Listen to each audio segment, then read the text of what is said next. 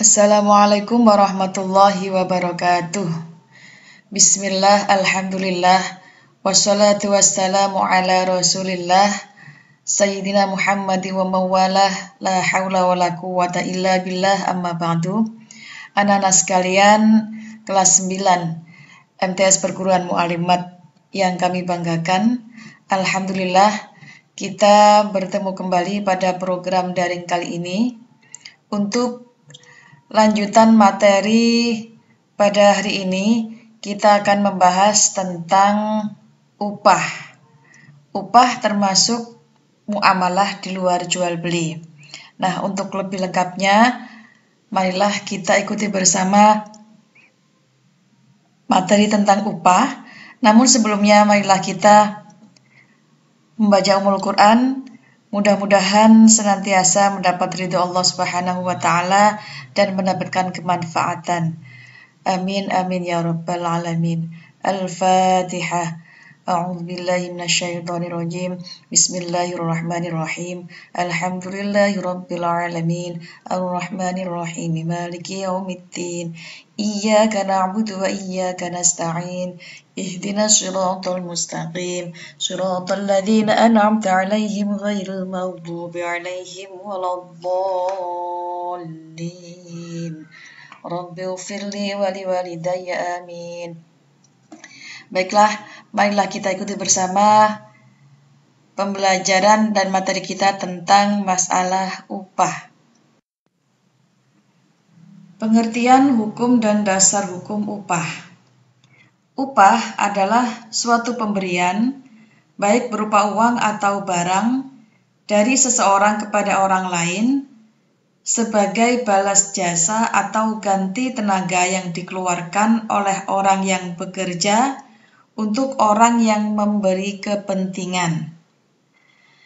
Akad pemberian upah di dalam Islam hukumnya adalah mubah.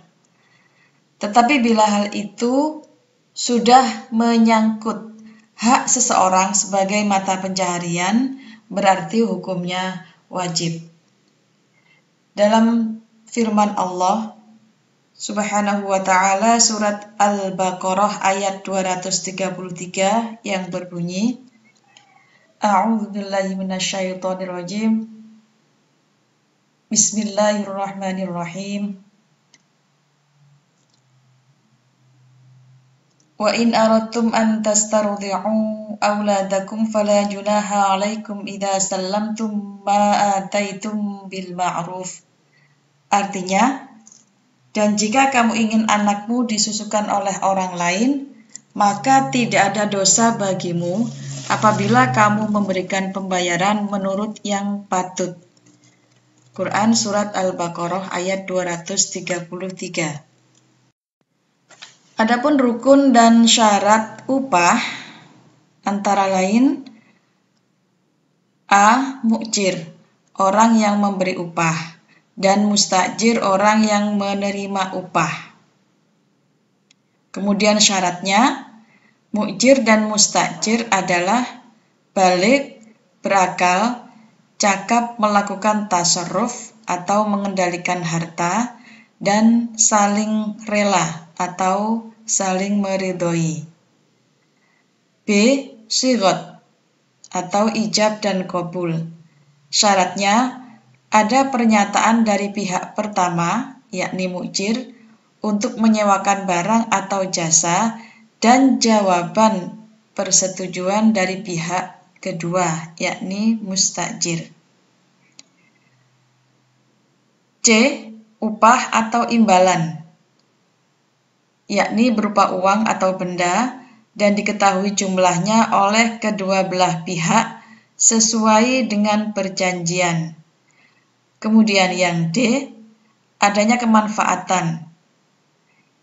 Syaratnya diketahui secara jelas sifat barang yang akan disewakan ataupun pekerjaan yang akan dilakukan. Tata cara pembayaran upah. Secara umum, pemberian atau penyerahan upah dilakukan seketika pekerjaan itu selesai. Sama halnya dengan jual beli yang pembayarannya pada waktu itu juga. Pembayaran upah itu disesuaikan dengan bunyi surat perjanjian pada saat akan melaksanakan akad upah mengupah. Namun demikian, memberikan upah lebih dahulu adalah lebih baik dalam rangka membina saling pengertian percaya mempercayai. Dalam hadis Nabi Shallallahu Alaihi Wasallam yang berbunyi, "U'tul ajira ajrahu qabla ayyajiffa irquhu," yang artinya, berikanlah kepada buruh upahnya sebelum keringatnya kering. Hadis riwayat Ibnu Majah. Adapun kewajiban dan hak pekerja.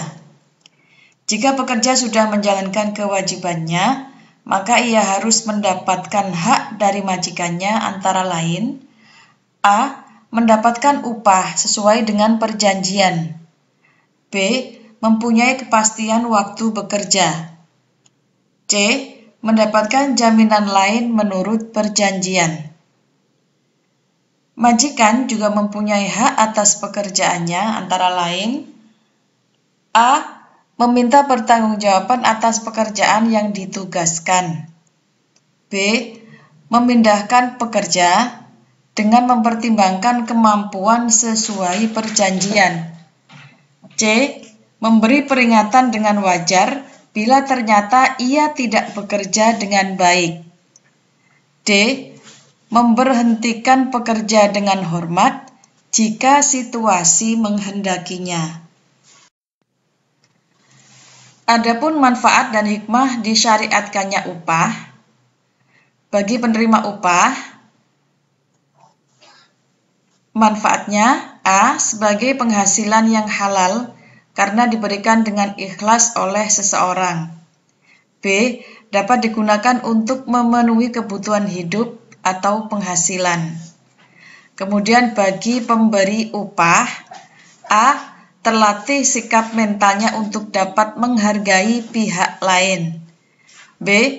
Disenangi pihak lain karena kesediaannya menghormati orang lain. C. Terjadinya hubungan batin antara pemberi dan penerima upah. Adapun hikmah diadakannya ujroh antara lain: A. Membina ketentraman dan kebahagiaan. B. Memenuhi nafkah keluarga. C. Memenuhi hajat hidup masyarakat. Dan D. Menolak kemungkaran. Demikian materi tentang upah pada daring kali ini. Nah, untuk mengukur kemampuan anak-anak, maka di akhir ini ada tugas supaya dikerjakan dan akan kita bahas pada pertemuan tatap muka insyaallah. Jawablah pertanyaan-pertanyaan dengan tepat. Ada 5 buah pertanyaan. Dikerjakan dengan teliti dan benar. Nomor 1, Islam memperbolehkan akad ijarah. Jelaskan pengertian ijarah. 2. Rukun adalah suatu yang wajib ada dalam setiap akad atau transaksi. Sebutkan rukun-rukun ijarah. Nomor 3. Ijarah adalah salah satu bentuk muamalah di luar jual beli. Sebutkan macam-macamnya ijarah. 4. Tujuan dibolehkan ujroh pada dasarnya adalah untuk mendapatkan keuntungan material. Jelaskan hikmah disyariatkannya upah.